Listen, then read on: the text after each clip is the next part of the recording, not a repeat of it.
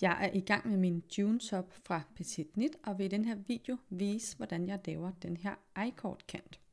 Jeg har lavet den her i det første ærmegab, og skal nu til at lave den i det andet ærmegab.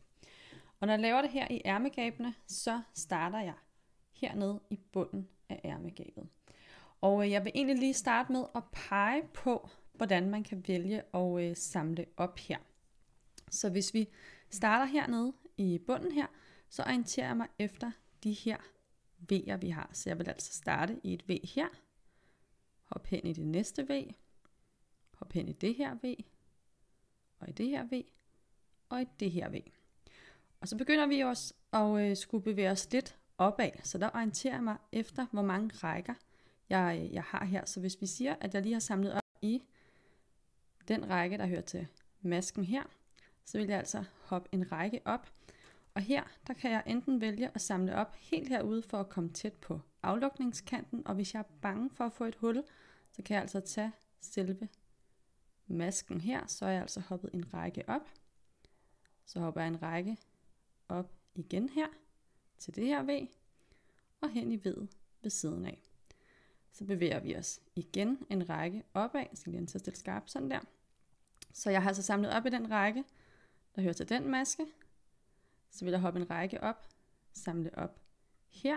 Hvis du er bange for huller, så hop ind i masken, og en maske op igen. Samle op i det her V, samle op i V'et her, og igen så rykker vi opad. I kan se, at jeg har samlet op i den række, der hører til den maske.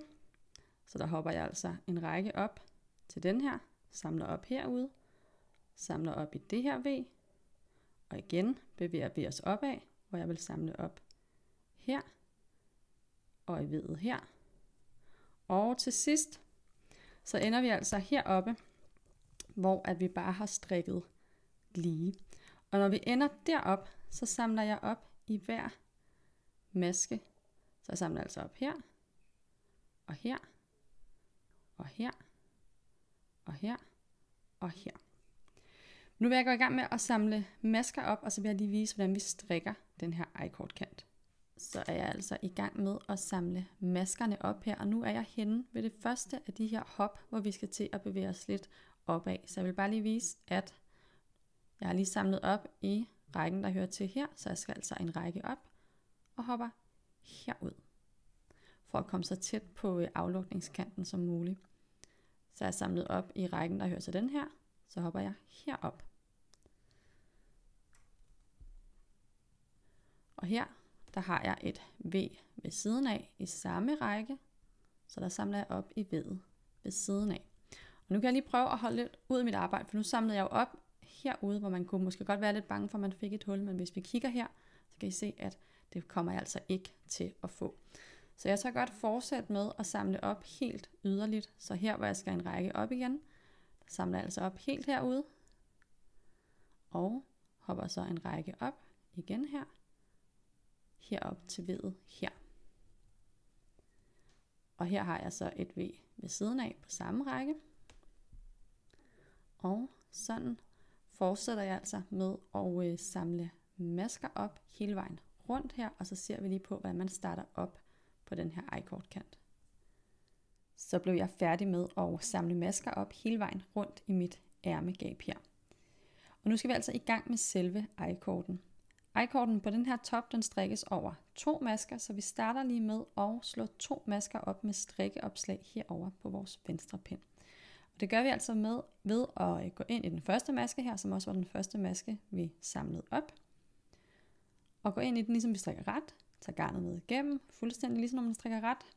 Og så lægger vi altså masken side på her, og den nye maske, vi så laver her, sætter vi op på venstre pind, drejet. Det vil altså sige, at vi tager masken med venstre pind herfra. Sådan der. Det var et strikkeopslag. Så gør vi det samme igen. Gå ind i masken, ligesom når man strikker ret. Skal lige have ordentligt fat i den. Sådan der. Det kan jeg ikke. Sådan der. Tag garnet med igennem. Lad masken sidde på. Og sætter den nye maske på venstre pind. Drejet. Sådan der.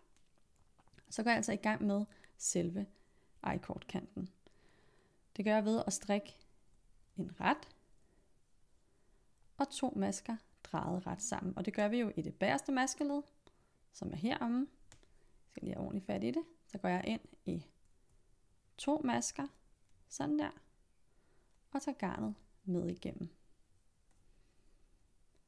Så sætter jeg de her 2 masker tilbage på min venstre pind, og gør det samme igen. Altså strikker en ret, og strikker 2 masker drejet ret sammen, som er i det bagerste maskeled. Vender lige rundt, så I kan se det. Sådan der. Og tager garnet med igennem. Og det gentager jeg altså hele vejen rundt. Sætter maskerne tilbage her på min venstre pind.